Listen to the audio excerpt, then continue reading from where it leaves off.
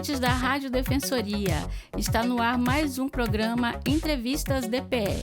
Eu sou Gislaine Teixeira e todos os dias você pode ouvir o nosso podcast que traz assuntos sobre justiça, cidadania e outros temas de interesse público. A sua companhia é sempre bem-vinda. Fica por aí que hoje a gente tem um assunto muito importante para conversar. Hoje nós vamos conversar com a Kelly Batista, que é presidente da Associação de Protetores Independentes de Roraima, a APIR, sobre a Caminhada. É um evento que encerra o Abril Laranja em Boa Vista. A Kelly vai falar sobre a importância dessa mobilização contra os maus tratos aos animais e como a conscientização deve continuar mesmo após o fim do mês de abril. Ela destaca que a luta não se resume a uma data, mas deve prevalecer o compromisso com a denúncia, a educação e principalmente as políticas públicas para proteger os animais. Bem-vinda, Kelly. Obrigada por ter aceitado o nosso convite. Olá, bom dia. Eu que agradeço muito e fico muito agradecida ainda mais sabendo que a gente está sendo entrevistada por vocês, né? Que é o lugar que talvez a gente possa fazer uma parceria sobre denúncias também, né? E sobre ajudar também, porque a gente hoje, Gislaine, a gente precisa muito que as pessoas saibam que a gente existe, certo, que a gente luta no dia a dia, tá? Eu que agradeço. Fala pra gente, Kelly, como que começou a sua trajetória na proteção dos animais e o que te motivou a seguir com ela? Na verdade, desde pequena, eu sempre criei animais, né, em casa. Como sempre morei no interior, eu criava de pintinho até cabra, né? Então, assim, eu sempre fui uma criança que foi rodeada de animais. Sempre tive cachorro, sempre tive gato. E depois de uma certa idade, a gente começa a perceber que os animais, principalmente esses de rua, precisam de ter alguém, né? Há uns 7 anos atrás, eu criei um grupo chamado Bola de Pelo. Bola de Pelo é outro. Anjos de Patas. O que eu fazia? A gente se reuniu, sim, era um projeto, né? A gente se reuniu, eu, meu esposo e mais 2 amigas. A gente fazia bazar, a gente vendia roupas na feira e vendia camisetas, canecas, né? E o dinheiro que a gente arrecadava, a gente gastava os animais de rua. Focado mais em gato, né? Porque o gato, além de ser mais barato, a gente tinha uma pessoa que tinha, na época, 60 animais, 60 gatos, e a gente tentava castrar os gatos dela e os cachorros da rua, né? E aí eu tive que me ausentar de Boa Vista por 5 anos. Meu marido viajou e eu tive que ir com ele. Lá mesmo assim, eu continuava com a minha luta com animais, né? E aí, como não teve ninguém para ficar com o meu projeto, eu encerrei. Quando eu voltasse, eu abriria ele de novo, né? Só que quando eu voltei, eu já voltei pensando só em gato. Eu amo cachorro, mas eu sou gateira, né? E aí eu fui convidada, né, por um grupo de protetores que ia ter uma reunião, e lá surgiu a ideia de a gente fazer essa associação. Mas eu vim com o meu projeto, aí veio o projeto Bola de Pelo. E inclusive o desenho, a logomarca do Bola de Pelo, são minhas 3 gatas que eu trouxe de Foz do Iguaçu, que era onde eu estava morando, né? E aí surgiu a ideia da associação e eu aceitei sem saber nada de responsabilidade fiscal, essas coisas que uma associação tem, né? E hoje a gente ainda não tem 1 ano da associação e aí eu estou engajada na frente da associação da API, mas paralelo eu também tenho o Bola de Pelo, que junta amigos, se faz um grupo no WhatsApp e que castra. Hoje a gente está com um projeto que castra os gatos da feira, tanto do produtor como do Romeu Caldas. Hoje no Romeu Caldas a gente já castrou 4 animais e já estamos, nesse momento, estamos na feira do produtor, já castramos 5 fêmeas, né? Todas pagas com a ajuda de amigos, de conhecidos que são gateiros também. Então, a minha vida, há 10 anos eu luto ajudando os animais. Eu fico pensando assim, de como que é a recuperação desses bichos de rua que vocês castram, porque eu tenho 3 cachorros, já tive mais, estou com uma gata também, mas já tive mais, e assim, eles precisam de cuidado, né, depois da castração, medicação. Isso. Vocês devolvem eles para a rua, como é que é? Sim, todos eles a gente devolve para a rua, os gatos, né? Por quê? O macho ele pode ser castrado e voltar no mesmo... Passou anestesia, né? A gente pode voltar com ele para a rua, por quê? Porque a incisão dele é bem pequenininha, o máximo 1,2. Da fêmea, não. A gente castra as fêmeas, passamos 7 dias, a gente tem lá temporário, ou então a gente paga, né, um hotel para ficar os 7 dias, porque a fêmea é mais delicada, né? E assim, eu acho desumano acabar de castrar uma fêmea e já voltar para o seu habitat, né? Então a gente tem esse programa, a gente tem lá temporário, lá pago, e depois voltamos com ela para a feira. Até o pessoal... para o seu habitat normal. O pessoal brinca, né? Cair na conversa do lar temporário, aí acaba ficando com os bichinhos, porque se apega... Eu tenho esse lar temporário, que é minha hoje. Tá certo. E de onde que surgiu o nome da associação API e qual é o principal propósito da associação? A API surgiu de junções de letras que a gente vai procurando. Eu mesmo criei, né? A API, ela veio com o intuito de ajudar os protetores. Como? A gente fez parcerias com algumas lojas de pet shop, hospital 24 horas, clínicas veterinárias. Hoje a gente tem parceria com um restaurante vegano, nós temos parceria com uma ótica, que é uma associada, uma parceira nossa. Fizemos com plano de saúde também, né? E hoje a gente também tem parcerias com a Clarentiano.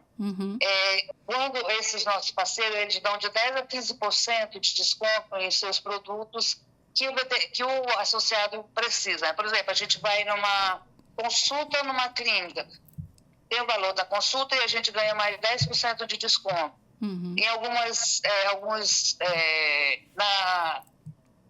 na diária também, em algumas cirurgias também a gente tem desconto. Então, assim, hoje a gente tem mais ou menos uns 20 a 30 parceiros que são parceiros da API.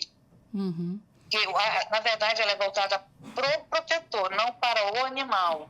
É para o protetor que vive de comprar medicamento, ração e as outras coisas que houverem necessidade. Eu sempre digo assim que os nossos filhos de patas, né, eles tinham que ser nossos dependentes do imposto de renda, porque o que a gente gasta, né, com medicação, vacina, clínica, e principalmente vocês, né, como associação, tem alguma coisa assim que vocês podem declarar? Não, a gente não tem, porque como a gente ainda tem pouco tempo, a gente ainda não tem uma sede para a associação. Porque a nossa mensalidade, vale ressaltar bem, que ela é um valor mínimo de R$20. Aí tem gente que diz assim, Kelly, por que esse valor tão baixo? Porque tem dia que o protetor, ele não tem nem o que ele comer, como é que ele vai gastar, mais ainda com o seu animal. Às vezes ele não vai deixar de comer, deixar sua família sem comer para dar para o animal. Então, assim, a gente deixa aberto, só não pode ser menos de R$20. Porque se você for fazer uma consulta, é 120. Se for fazer uma ultrassom, é outro valor, um raio-x. E o que mais a gente sofre dentro de Boa Vista são com animais abandonados que sofrem acidente na rua. Tem cirurgias que custam 5, 6 mil reais. Da onde nós vamos tirar esse dinheiro? Então, assim, a gente precisa que as pessoas, o poder público nos ajude. A gente precisa urgente de um hospital veterinário público. Com certeza. Tudo é muito caro. Eu não sei como que os governantes não pensam nisso, né? Em atendimento para os animais. Porque é muito caro mesmo. Assim, não que seja caro porque eles cobram caro. É porque esses materiais, o conhecimento dos médicos é caro e a gente não consegue ter pouco bicho, né? A gente vai pegando bastante e haja dinheiro. E você pode falar quais eram os maiores desafios enfrentados pelos protetores independentes antes da criação da associação? Consultas. Uma coisa que a gente também precisa muito quando se fala em denúncia, né? Muitas das vezes a gente liga para os órgãos, vamos dar o exemplo da CIPA. A gente liga para a CIPA, tem um animal que está sendo maltratado dentro de casa. Aí a gente pode até fazer uma denúncia, fazer o BO, fazer tudo. Mas aí tu chega na hora, aonde que a polícia, a CIPA vai tirar esse animal e vai colocar onde? Então, nossos maiores problemas é consulta, ou seria alimentação, primeiro, alimentação, consultas e um local para tirar esses animais quando houver denúncia, para colocar, porque a CIPA fica de mãos atadas, porque ela diz, eu vou colocar onde esse animal? Eu mesma tenho um animal que eu e uma colega, a gente paga um lar temporário, porque o animal foi resgatado, estava sendo maltratado, mas não tinha onde colocar, era até uma pitbull, a gente resgatou e eu e ela já temos mais de 1 ano que a gente paga um lar temporário e eu não consegui uma adoção para essa cachorra. Por quê? Porque ela já tem, por ser pitbull, as pessoas já têm medo do pitbull, né? Uhum. Então a gente paga o lar temporário porque ninguém quer adotar um animal já adulto, né? Então, assim, são vários desafios, são muitos. Mas esse, em especial, a alimentação, o hospital, a gente já melhorou muito, eu não posso negar. De quando a gente começou lá atrás, hoje a gente já tem castramóvel, que é muito importante que as pessoas levem os animais para castrar. Uhum. Hoje tem um projeto da Assembleia Legislativa também, que está castrando hoje, então eu tenho a zoonose também. Então, assim, de castração hoje a gente não pode reclamar de nada. Por quê? Porque a gente está vendo que as pessoas estão se mobilizando, mas ainda falta mais. É pouco? É pouco, mas pode mais ainda. Porque hoje eu costumo dizer que só não castra animal quem não quer. Exatamente. Porque é só ir fazer o seu cadastro, esperar chamarem e insistir. Olha, ontem mesmo eu vi que tinha 9 ali na Assembleia, no Bem-Estar Animal, tinha hoje 9 vagas de pessoas que não iam trazer o animal. São 9 vagas, são 9 animais que daqui um certo tempo, quantos filhotes vão ter desses 9 animais, né? É horrível. Então, assim, a gente precisa. Então, assim, são várias etapas, são vários empecilhos que a gente tem, que a gente precisa. Certo. E como é que foi reunir as pessoas que participam da associação com as histórias parecidas, né, em torno de uma causa comum? Na verdade, protetor um conhece o outro. Pode não se dar muito bem, mas a grande maioria um conhece o outro. Porque tem gente que tem mais de 10 anos, que está na causa. Eu mesmo tenho uma prima, que é essa que tem 19 animais em casa, ela já está há 10 anos na luta. Então, ela sabe quem é protetor. Porque tem protetor nato, né? Eu costumo dizer que tem protetor nato. Tem protetor que ajuda, né? Que dá dinheiro. Tem um protetor que só lá temporário, então são vários tipos de protetores. Então, quem é protetor não conhece o outro. Uhum. E aí a gente reuniu e fez a eleição e eu fui indicada a ser a presidente da associação. E quantos membros que a associação possui hoje e como que as pessoas, né, os protetores, podem se tornar associados? Hoje nós temos, em média, 80 associados. Para se associar é muito fácil. Uhum. É só gostar de animal, né? Uhum. A gente tem um Instagram, ou pode me ligar, eu faço o cadastro manual mesmo, mas no Instagram já tem lá um link que a pessoa pode fazer a sua inscrição online, né? Uhum. É também uma coisa que a gente está aprendendo, tá? Incluiu esse recurso, porque às vezes as pessoas não têm muito tempo, né? Então, entrando no link da PI, oficial, é só clicar lá no link e já dá para se inscrever. Ou então entrar em contato comigo, que eu faço bem rapidinho também. Uhum. E que tipos de ações a API realiza regularmente em Boa Vista e consegue fazer alguma coisa no interior? Não, a gente não consegue ainda no interior. Assim, a gente já, no final de março, como a gente está começando, a gente não tem muito recurso, né? Uhum. A gente fez, no final de março, uma manifestação aqui na praça, né? Na Brigadeiro, com a NH6, e agora a gente está fazendo a nossa primeira caminhada. E no futuro a gente quer fazer uma grande feira de adoção de animais, mas assim, depois do inverno, né? Porque a gente não vai levar animal para adoção na caminhada por conta do tempo. Vai que chove, a gente vai correr com esses animais, né? Uhum. Então, depois do inverno, a gente quer fazer uma grande feira de adoção para todas as pessoas que têm animal, que queiram ou para adotar, a gente quer fazer essa feira. Mas projetos a gente tem muito. Uhum. E por enquanto, agora, amanhã vai ser a caminhada, né? Isso, estão todos convidados. Certo. E como que funcionam os convênios com as clínicas, pet shops e as faculdades? Funciona assim, você tem que ser cadastrado, né? Você tem que fazer a sua carteirinha. Uhum. E a gente passa uma lista para as empresas, né, que são nossos conveniados.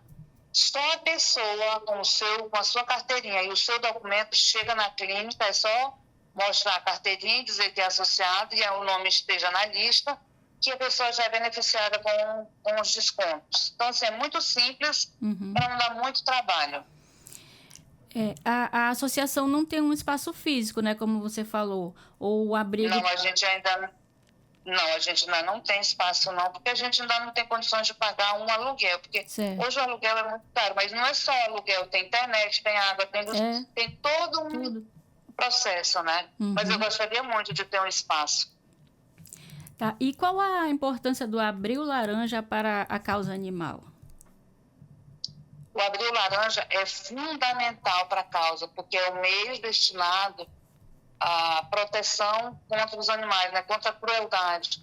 Mas eu queria deixar ressaltar bem firme, que não é só o abril, é o ano todo. A gente precisa que as pessoas se conscientizem do que maus tratos hoje da cadeia. Infelizmente ainda não é o que a gente sonha, mas cometer maus tratos é crime. E também tem muita gente que pensa que maus tratos é só bater o animal, e não é só isso. É deixar com fome, negligenciar com medicamento, com veterinário, abandonar o animal, deixar o animal acorrentado, deixar o animal sem comer, com sede, deixar o animal ferido, morrer sozinho. Então, tudo isso é maus tratos e a gente precisa que isso melhore, porque acabar é impossível, mas a gente pode conseguir pelo menos amenizar essas dores, porque eles sofrem. A gente que está fora, a gente sofre também, às vezes sem poder fazer nada. Então, assim, a importância é o ano todo do Abril Laranja, não é só o mês de abril. O abril é só uma data, mas a gente precisa levar o ano todo contra os maus tratos. Sim. E como que surgiu a ideia da caminhada? Vai ser a primeira? Isso, vai ser a primeira da associação, mas já houve umas outras, né? Mas da associação é a primeira. Como a gente não pôs em prática os projetos que a gente tinha, e eu, em menos de 15 dias, eu pensei nessa caminhada e vamos meter a cara e vamos fazer, que é para a gente fechar pelo menos um mês de abril, né? Com essa caminhada para chamar a atenção das pessoas. Lá vão ter animais que foram resgatados de maus tratos, vão ter animais domésticos, né, que a pessoa tem dono, para fazer a caminhada.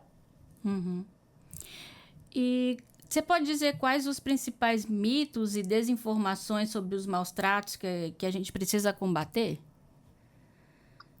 Principalmente a negligência do animal doente. Não podemos fechar os olhos, é muito grave, é deixar com fome. A gente precisa que os animais sejam alimentados. Não pode comprar a melhor ração, mas eu posso comprar uma ração mais barata. Eu não posso dar ração, mas eu posso fazer uma comidinha. Então, assim, a importância é os animais com fome, é os animais amarrados dia e noite em correntes. São vários, não são só um, né? São vários.